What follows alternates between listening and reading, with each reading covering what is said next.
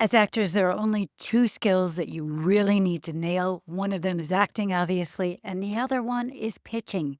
Because when you're not acting, when you are not trying to make your craft better, you are trying to get a job, and that involves some sort of a pitch. So let's get into that. You have to know how to pitch yourself because whether you are talking to agents, whether you're talking to casting directors, producers, showrunners, screenwriters, whoever it is that may be in a position to give you your next audition, you need to know how to make yourself look attractive for that, how to give them confidence in hiring you. And that's exactly what we are going to get into today. But before we do that, please take a second to hit like, subscribe, rate and review, all of those good things. Maybe even share this with a friend of yours who you think could use this advice as well, because I'm on a mission to empower actors just like you. First of all, let's break it down into the kinds of pitches. There are hard pitches. That's whenever you are asking directly for something. So you can think of these as when you're submitting to an agent, when you are submitting to a casting director or writing to a casting director regarding a specific show or audition, and when you are responding to casting notices. So, what you want to do is not just say the obvious, hey, I would love to be considered for this, because I can guarantee you that every other email that they get that day is going to say something along those lines. What you want to be doing is positioning yourself as the person to go to for that particular breakdown. And we are going to get into that in just a minute after I explain the other kind of pitch. And the other kind of pitch is a soft pitch. And a soft pitch is whenever you are positioning yourself as the person to go to for this particular breakdown, this particular type of character, this particular type of role, without specifically saying, consider me. So when do these kind of conversations come up? These kind of conversations come up when you are informally meeting someone, like say at a film premiere, a film festival, a networking event, any one of those kinds of things. You may meet a director, a showrunner, a casting director. And what you want to be doing is trying to relate to them as one human being to another. You want them to see you as more than just a needy actor.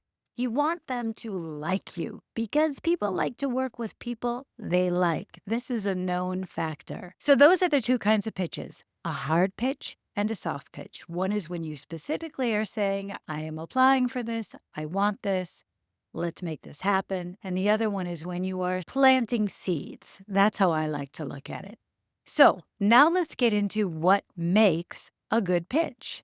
Well, there are the 3 C's of a good pitch. It needs to be concise. That means it needs to be short. That doesn't mean it needs to be boring, but it does need to be short. You need to get to the point quickly. So if this is an email, whatever your subject line is, and you should have a catchy subject line, something that lets the reader know what the promise of your email is going to be. And it should be something that maybe is a little bit intriguing or leaves a question or is even a little bit cheeky if that's who you are. But definitely a subject line that's not clickbaity, but that inspires someone to want to open it. And that will just depend on 1,000 different factors, depending on who you are and what you're applying to and all of that. Then you immediately want to answer the promise of the subject line. So if, for instance, I said, so-and-so referred me because I'm a tennis player and I know you're casting a show on tennis players, then you would immediately say, hey, so-and-so, here is the link to me playing tennis. Here is the link to my show reel. So you want to get to that right away, maybe with a little bit more fun, but you do want to get to that right away. So concise, that's the first thing. Compelling. So it needs to compel them to open it. And that is what I was getting at when I was talking about the subject line. And here's a hint for you, for those of you who don't know about this. There's a website called subjectline.com. It's free. You do have to give them your email, but it is free, and they will kind of rate your subject line for you. And yes, it's more geared towards people who are selling products, but you can't forget that you are the product. Maybe you don't want to be quite as salesy or clickbaity as some of these subject lines, but it will certainly give you ideas of the tone and different ways that you could approach your subject line and ways to make it better. So, compelling, you want to deliver on the compelling promise, on the compelling question, on the reason that they open it, and immediately get to that within your email. And lastly, you want to have a CTA, which is a call to action. You want to actually tell them to do something or ask them to do something, depending on how you like to relate to people. I personally don't like to have too much deference. I like to talk to other people in the industry as if we are equals because I feel like we are. If they don't like that, then they probably wouldn't like working with me anyway, because I'm not going to run around kissing somebody's ass.